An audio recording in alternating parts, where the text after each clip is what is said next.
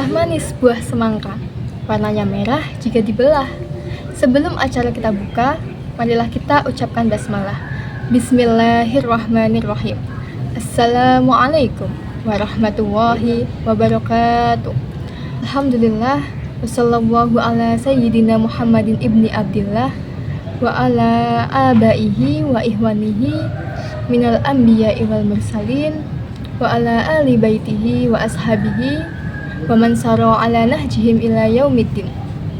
Pertama-tama, marilah kita panjatkan puja dan puji syukur kehadirat Allah Subhanahu wa taala yang telah melimpahkan rezekinya sehingga kita dapat berkumpul di majelis sore ini dengan keadaan sehat walafiat.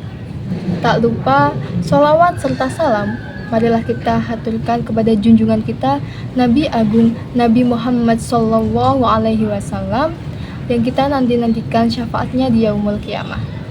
Kali ini saya akan membahas mengenai teknis untuk bisa menghijrahkan status dengan melobi langit, yaitu dengan cara doa. Ada ungkapan yang mengatakan bahwa doa dapat merubah takdir teman-teman. Apakah ungkapan itu adalah benar? Jawabannya adalah Allah yang merubah takdir seorang hambanya melalui dari doa-doanya. Jadi bukan doa yang merubah takdir, melainkan Allah lah yang merubah takdir seseorang melalui doa-doa yang dipanjatkannya kepada Allah. Hal ini diungkapkan dalam Quran Surat Ar-Ra'd ayat 39. A'udzubillahi minasyaitonirrajim. Bismillahirrahmanirrahim. Yamhullahu ma yasha'u wa yuthbit wa indahu ummul kitab, yang artinya Allah menghapus dan menetapkan apa yang Dia kehendaki dan di sisinya terdapat ummul kitab atau lauhul mahfuz. Jadi nggak usah pesimis dulu teman-teman, nggak usah putus asa. Jangan pernah merasa kalau kalian punya masa lalu yang kelam, kalian punya masa lalu yang jahat, pasti akan bertemu dengan orang yang jahat pula, dengan orang yang mempunyai masa lalu yang kelam juga. Meskipun ada ungkapan yang mengatakan bahwa orang soleh akan bertemu dengan orang yang soleh, orang yang menjaga diri akan bertemu dengan orang yang menjaga diri pula, dan orang yang baik akan bertemu dengan orang yang baik. Tapi kalian masih bisa berusaha dengan melalui doa kepada Allah. Karena Allah dapat mengabulkan semua doa-doa dari hambanya, dan Allah pula yang dapat menghapus maupun menetapkan apa yang Dia kehendaki.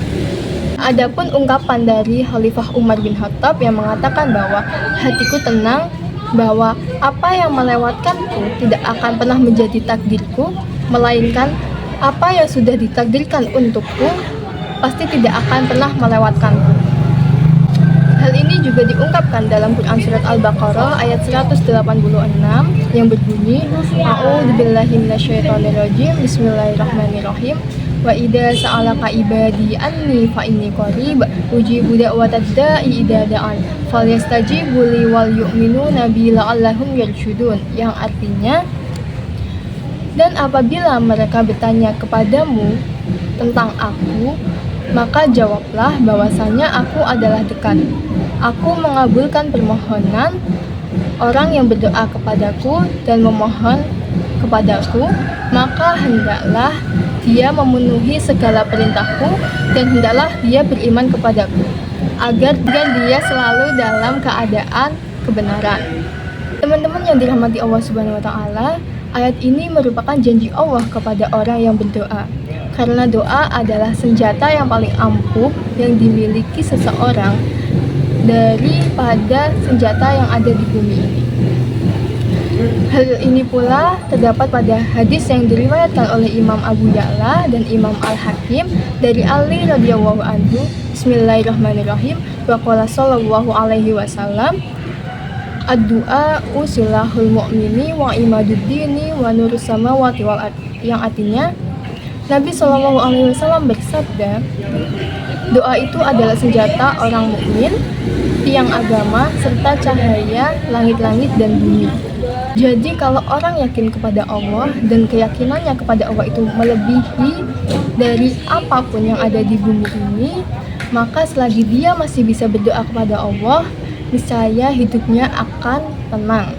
Hal ini pula dikatakan oleh Nabi bahwa janganlah kamu lemah dalam berdoa, Karena sesungguhnya kalian tidak akan binasa apabila kalian masih bisa berdoa kepada Allah. Ini adalah hadis Nabi dari Aisyah radhiyallahu anha. Jadi selama kita masih berdoa kepada Allah, masih meminta ampunan kepada Allah, masih mengharapkan sesuatu dari Allah, kita tidak akan rugi teman-teman. Kita tidak akan binasa dan kita tidak akan pernah kalah. Dan kata para ulama, segala sesuatu yang ada di bumi ini pasti akan pergi dan tidak akan kembali. Memang benar, semua yang ada di bumi ini pasti akan pergi dan tidak akan pernah kembali, tetapi beda dengan doa. Karena jika seseorang itu mengirimkan doa dari bumi kepada Allah, niscaya Allah akan mengabulkan semua doa-doa yang dikirimkan oleh hambanya.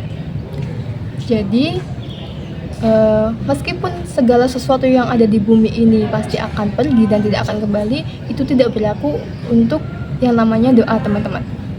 Adapun ungkapan dari Jalaluddin Ar-Rumi yang mengatakan bahwa jangan berduka, apapun yang pergi darimu pasti akan kembali dalam wujud yang lain. Ada satu cerita yang mengisahkan bahwa ada seseorang yang berdoa kepada Allah, namun ia berdoa di dalam hati dan langsung diijabah sama Allah. Ada yang tahu siapa? Jawabannya adalah Rasulullah SAW. Hal ini terbukti dalam Quran surat Al-Baqarah ayat 144. A'udzubillahi minasyaitonirrajim. Bismillahirrahmanirrahim. Qad nara taqalluba wajhika fis sama' falanuwalliyannaka qiblatan tardaha fawalli wajhaka syatral masjidil haram wa haitsuma kuntum fawallu wujuhakum syatrah wa innal ladina utul kitaba la ya'lamuna annahul haqqu mir rabbihim wa mawallahu bighafilin amma ya'malun, yang artinya sungguh kami sering melihat mukamu menengadah ke langit, maka aku akan palingkan mukamu ke arah kiblat yang kamu sukai. Palingkanlah mukamu ke arah Masjidil Haram, dan dimanapun kamu berada, palingkanlah ke arahnya. Sesungguhnya orang-orang Yahudi dan Nasrani yang diberi Alkitab, Tauhid, dan Injil mengetahui bahwa arah Masjidil Haram adalah yang sesungguhnya dari Tuhannya. Karena Allah pasti tahu apa yang hambanya lakukan dan kerjakan. Jadi dari ayat ini teman-teman diceritakan bahwa Nabi Shallallahu Alaihi Wasallam bersedih karena orang-orang Yahudi dan Nasrani itu mengejek kaum mukmin karena kaum mukmin yang menghadap ke kiblat Al-Aqsa, sehingga para orang Yahudi dan Nasrani ini mengecap gitu loh, kayak wah, orang Islam itu fake, orang Islam itu menirukan apa yang mereka lakukan, seperti karena orang Islam sholat ke arah kiblat Al-Aqsa seperti yang dilakukan para orang Yahudi dan Nasrani. Jadi Nabi itu bersedih teman-teman karena melihat kaum mukmin yang selalu diejek oleh orang Yahudi dan Nasrani. Tapi Nabi hanya membatin di dalam hati. Nabi itu malu ngomong sama Allah. Nabi malu untuk bilang sama Allah kalau ya Allah, saya pengen kiblatnya itu diganti. Nabi itu malu dan Nabi cuma menengadah ke langit sambil membatin hal itu. Tapi Allah tahu akan kekhawatiran Nabi, kegelisahan Nabi, hingga Allah menurunkan ayat ini sebagai jawaban dari Nabi. Karena di ayat ini disebutkan pula bahwa karena Allah mempalingkan kiblat ke arah yang kamu sukai, yaitu kiblat Masjidil Haram. Seperti itu teman-teman. Mungkin itu yang bisa saya sampaikan, kurang lebihnya saya mohon maaf. Sebelum penutupan, saya ada pantun untuk kalian semua. Bu Neneng pergi ke Bali, pulangnya naik taksi. Cukup sekian dari saya yang cantik ini. Sekian dan terima kasih. Sekian, Assalamualaikum warahmatullahi wabarakatuh.